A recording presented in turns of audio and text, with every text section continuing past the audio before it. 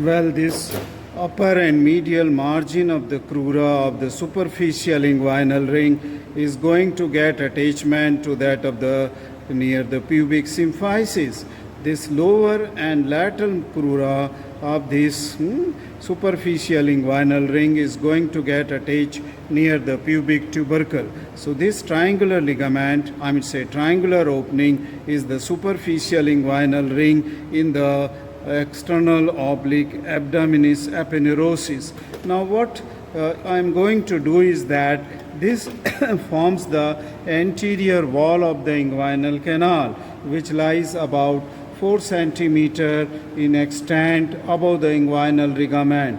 The deep inguinal is here up onto the mid-inguinal point about 1.5 centimeter above the inguinal ligament. So somewhere here must be the deep inguinal ligament, ring, okay, in the fascia transversalis. So this from here to here, which is the extent of the inguinal canal, this is the aponeurosis of the external oblique, which will form the anterior wall of the inguinal canal. Now what I am going to do is that I am going to reflect this anterior wall of the inguinal canal, which is formed by the aponeurosis of the external oblique abdominis downwards, okay, so as to expose the deeper structure which lies deep to this aponeurosis of external oblique abdominis. So I have just reflected this, okay, this is the site for the inguinal ligament here. This is the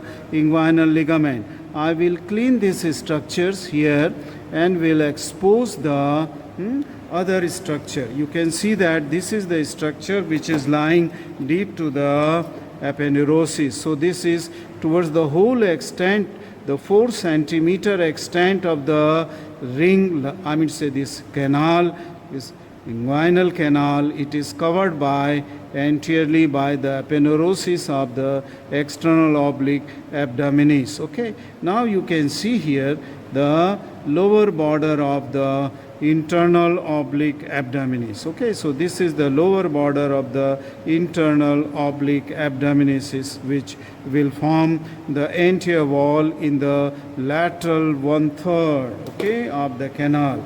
I will just dissect this whole area and will come back. Hello, welcome back, students. Now what I was showing you, this was the triangular superficial inguinal ring, and this is the anterior wall of the inguinal canal formed by the aponeurosis. Now I am reflecting this aponeurosis, the whole extent, anterior wall in the whole extent of the inguinal canal. Now after reflection, what you can see, this is the spermatic cord going through the superficial inguinal ring and here lying deep. Here you can see that this is the lower margin of the internal oblique muscle, that is internal oblique abdominis muscle. This is that lower margin which is crossing to that of the spermatic cord here. Okay, we will see later that the lowest fibers of the internal oblique, it will just wrap round and will form the loops around the spermatic cord in the form of the cremasterc muscle. You can see the strand of this skeletal muscle, which are the lowest fibers of the internal oblique. This is the fibrofatty tissue. These are the fibers embedded. Lower down, if you will see, my finger is passing on to the inguinal ligament, that is to the upturned part of the inguinal ligament here, that concave part of the inguinal ligament. Okay, then if you trace this lowest fibers of the internal oblique muscle, you will see that these lowest fibers, they will go and form what is called as the conjoined tendon, along with that of the aponeurosis of the transversus abdominis. You can see here the conjoined tendon. Okay, this aponeurosis going and forming the conjoined tendon is here, and this conjoined tendon, this whitish structure which you are seeing, this lies posterior to that of the opening of the superficial inguinal ring. So this is that part of the conjoined tendon. Now which will lie posterior to this part of the spermatic cord. You can see that the lower margin of the internal oblique muscle completely covering here to that of in its, I mean to say, in the extent of the 1/3 part, lateral 1/3 part of the, it will be covered by the lower fibers of the internal oblique. These are embedded in the fibrofatty tissue. Okay, these are embedded, and from this lower margin you can see this bunch of the fibers which are covering to the spermatic cord, and this will form the internal, I mean say not internal, it will form the cremasterc muscle and fascia. So this is the cremasterc muscle or fascia, which will be covering as a second layer deep to this external spermatic fascia. It will be the covering which is coming from the lower margin of the internal oblique muscle. Okay, so this is the second covering. Now what I am going to do in the next step of dissection is that I am going to cut this internal oblique and will reflect it so as to expose the deep inguinal ring, which will be somewhere here. Okay, deep inguinal ring in the fascia transversalis, and will also show you the lower margin of the muscle, that is the transversus abdominis. So I will come back after a few minutes. Just see here, I just dissected the muscular strand of the cremasterc muscle, which is from the lowermost margin. Now you can see in the both the tip of the forceps, you can see these are the band of the cremasterc muscle.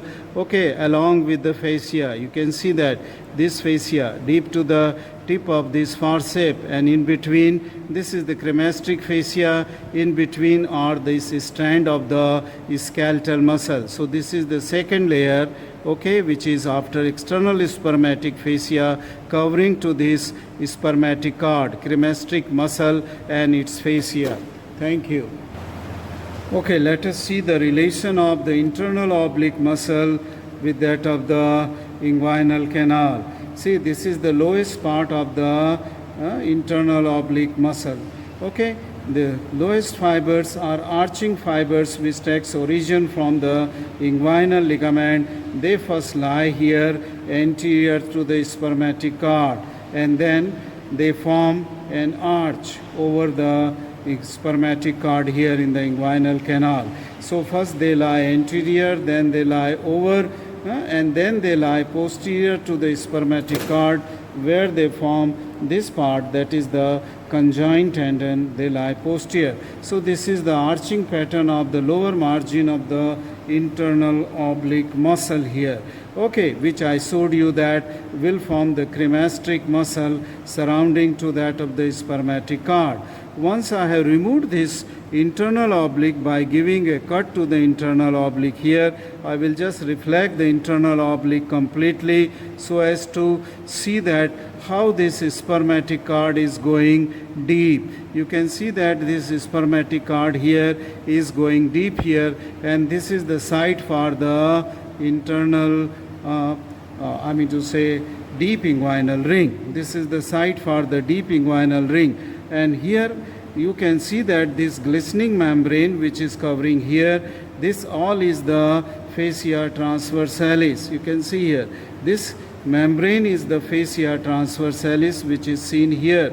Okay, and then just above this opening of this deep inguinal ring, you can see the fibers of the transversus abdominis. I have completely removed the internal oblique, and you can see these fibers. See these transversely arranged fibers of the transversus abdominis, and trace further they will join this fascia of the internal oblique, and then this combined fascia of the transversalis and transverse abdominis and internal oblique, they are forming this conjoined tendon, okay, which is lying posterior to that of the part of the medial part of the spermatic cord. So this is how the relation of the internal oblique and transversus abdominis. So note that the lowermost fibers of transversus abdominis, they are running above the deep inguinal ring. They are not covering to that of the spermatic cord.